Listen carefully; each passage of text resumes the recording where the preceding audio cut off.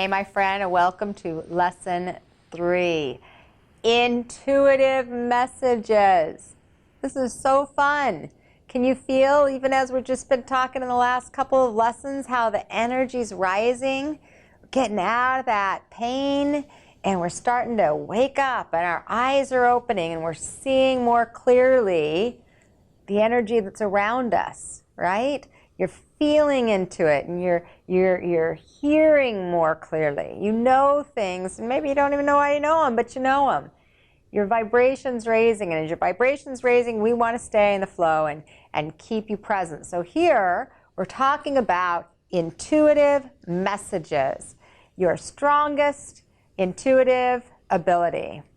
So I had you do the Claire's quiz, remember? And it was giving you an idea. It's a pretty general, simple quiz, but it gives you an idea of what your strongest Claire, your strongest intuitive attribute is. And remember, there were 5 of them, so just recap. Clairaudience, clairvoyance, claircognizant, clairsentient, and clairfragrant. Those are the 5. And whatever your strongest attribute is, that is the one you've got to embrace. You got to embrace it, my friends. I would love to tell you that you can ignore it and deny it and all the others will open up, but it isn't true. And I know this one from experience. I'm an empath. I'm clairsentient. I pushed against it. I fought against it. I ignored it. I denied it. I pretended it didn't exist. I fought it for years and years and years and years. And guess what? It never went away, and it only persisted, because whatever we resist persists. So we want to embrace our strongest intuitive gifts. So whatever yours was, whatever you discovered, that's the one I want you to embrace. That's the one I want you to step into. And again, if you had a strong, close secondary one, those two are going to work together. They're going to interact together. And we've got a really great the Claire's PDF that will give you a bunch of information. It's located in the resources tab as well, that you can look at and you can go back to at any time if you have some experiences that you're not quite sure, where does this fall in? Because some people have a little bit of a struggle being able to discern, is this claircognizance or is this clairsentient? Am I feeling that or am I knowing that? So that little PDF will really help give you some more information around it. But most importantly, I just want you to be present and be aware and keep ask Spirit, hey, show me a sign. Let me tune in. Let me see. Let me feel. Let me hear. And start asking to have those experiences, because intuition, my friends, if you want to receive more intuitive messages, it is like a muscle. You've got to build it. And you don't build a muscle by going to the gym once a week, do you? I mean, that'd be nice, but it doesn't happen, right? It just doesn't work. If it works for you, you got to tell me your secret. It doesn't work that way. You got to go 2 or 3 or 4 days a week to actually build that muscle. Well, your intuition's the same way. You have to be open and willing to recognize the symbols and the synchronicities and the hits that you're getting. And if you're not willing to practice every day, then you're not going to notice, and your intuitive muscle isn't going to grow. And that just sucks, honestly. Because when you start to develop your intuition, it's so fun. It gets you excited about life. Like, ooh, what color car is Johnny going to be driving? Or what color car is going to be parked next to me when I come out of Target? Or when I get to work, my boss is going to have an orange shirt on. Or just little things like that start to really, like, when you start doing great, you get these little hits. It's like, ooh, yeah, I'm good. And people get excited about it. Why? Because it's natural. You're learning a language that you just forgot you knew.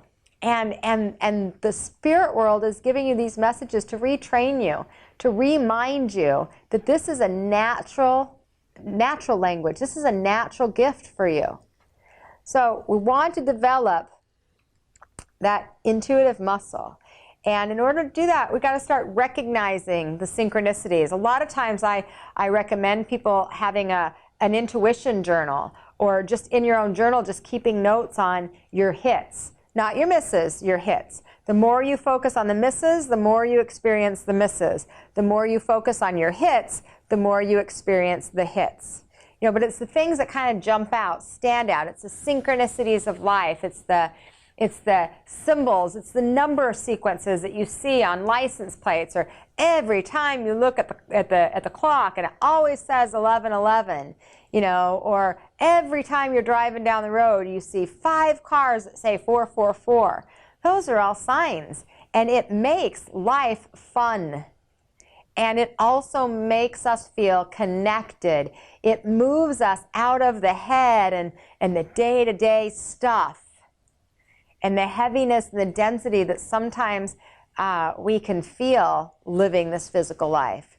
And it moves us into our heart, and it moves us into our spirit, and it moves us into our joy just by listening to the messages.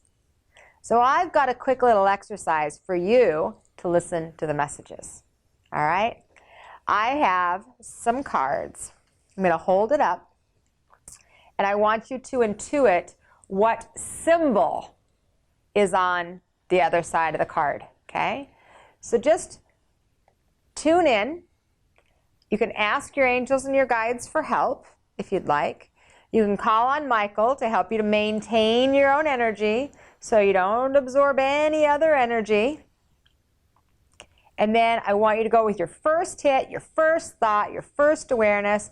So these are symbols. These are like shapes and symbols. It's the best way I can describe it. So if you feel, you know, sharp, put sharp. If you feel soft, put soft. Because as feelers, you might feel things. If you just know, oh, it's a peace symbol, then write that down. If it's something that's more like, I don't know, I feel kind of bumpy, or it sounds like it's like wash, like swishing. However your intuition's coming to you, that's how your messages will come too. Okay, some of you might be blessed to have clairvoyance where you just see the exact sign. That's cool too. All right, you ready? So here we go. Here's your first one. First immediate hit. Second one.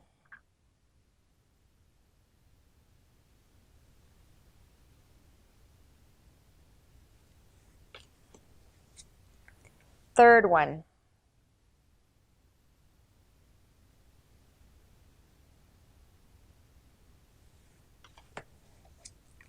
Four.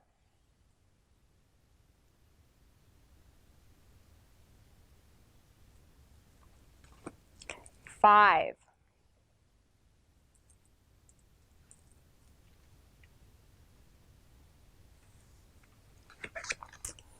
And 6. Okay, so you had 6 cards. Now I'm going to show you the symbols, and I'm going to start backwards just to be tricky. The 6th one,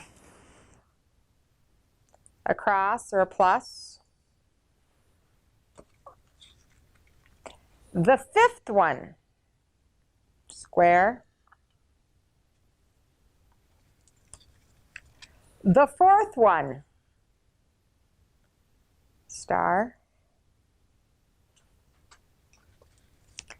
The 3rd one, just to throw in a little extra and see how you did. Sometimes our head thinks, oh no, that wouldn't be it again. Cross. The 2nd one,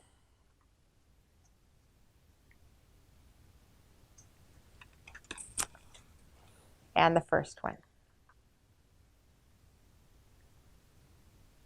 So I know that this is simple, it's just lighthearted and playful, but my friends, the thing about intuition is it is lighthearted and playful. The way you're going to connect more and more and more with your intuitive guidance is to lighten up and to have fun and to make it playful. To get over ourselves, not be so serious, and make it joyful. That's how we develop our intuition. Little exercises just like this. I hope you enjoyed that, and I am excited to see you for lesson 4.